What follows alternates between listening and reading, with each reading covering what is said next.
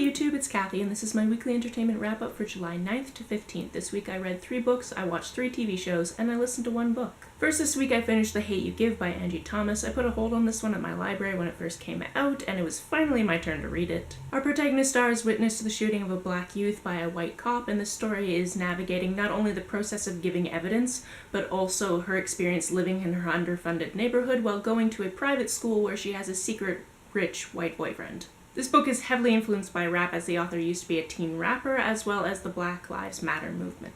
I couldn't put this down. I stood in the middle of a crowd lining up for the Pride Parade with my nose in this book. The characters were so well fleshed out, and the experience was an emotional roller coaster. I feel like I'm the last person on BookTube to read this, but if you haven't, you should. Secondly, I read The Sun Is Also a Star by Nicholas Yoon. This is another one that I waited for a really long time for my library, but it was worth it. This book features a split narration between Daniel, who is a first-generation Korean American, and Natasha, who is from Jamaica and living illegally in New York since she was 8. On the day that Natasha has to leave the States, she and Daniel meet and do a shorter version of the 36 questions that will make strangers fall in love. Obviously, this whole situation gets intense because she is trying her hardest to appeal so she doesn't have to leave the States while potentially falling in love. He is supposed to be having an early admissions meeting to get into Yale in the autumn and is pretty sure he was in love with her at first sight. This book occasionally gave tiny chapters to other characters that popped up in the story, as well as concepts that are important to the narrative. This style interwove a bigger picture around these smitten teens. It was cute, and I found myself caring a lot about what happened to these characters. Thirdly, I read The Girl Before by J.P. Delaney. I didn't know much about this book before I started it, besides that it followed 2 women who happen to live in the same place but at different times. Emma from before and Jane, who lives there currently, both decided to move in after experiencing traumas. This house has some perks such as interesting gadgetry, as well as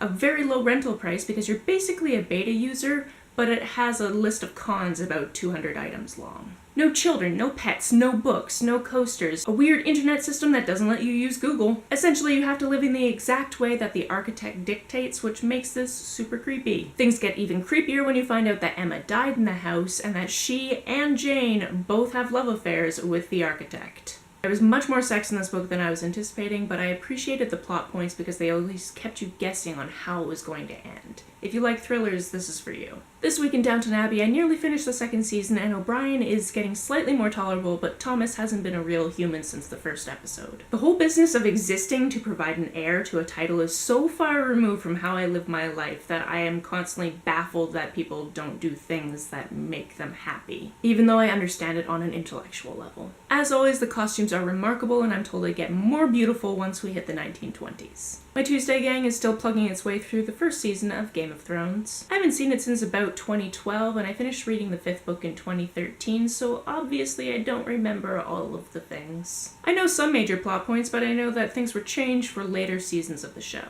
I'm also salty that the 6th book didn't come out 2 years ago as announced, and because there's no real date for when it's supposed to come out, I kind of gave up on this epic tale, really. This week I watched the 7th and final season of Pretty Little Liars. I have to admit, when I was first told to watch this show, the 1st episode was rocky and I didn't quite see the appeal. Much like some of the characters in the show, however, I got drawn in by the mystery. This season takes place 5 years after A has been discovered, and a new A, Uber A, or AD, is now terrorizing the liars. I'm not going to give any spoilers, and although I called one of the plot turns, I called it for the incorrect liar. The show keeps up the suspense, which is fun, but there was this whole new collection of little versions of the liars, and that whole plot didn't need to happen. Given that the Ravenwood spinoff only got 1 season, I haven't seen it. I don't know why they've ended the show with a scene that makes it seem like there's going to be a new spinoff. Just don't. Let the show rest now that things are concluded. That's not to say that I didn't like it, because I did, but there's only so much in my heart that I can devote to this type of television. This week I listened to Norse Mythology by Neil Gaiman. It was read by the author, which is always delightful. It was also easy listening because it was a collection of Norse tales, so if I happened to be paying attention to traffic while crossing the street,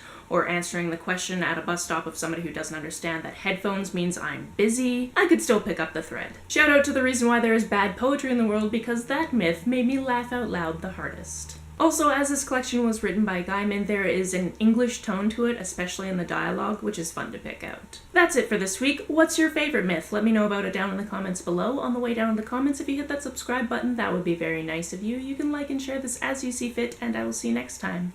Bye!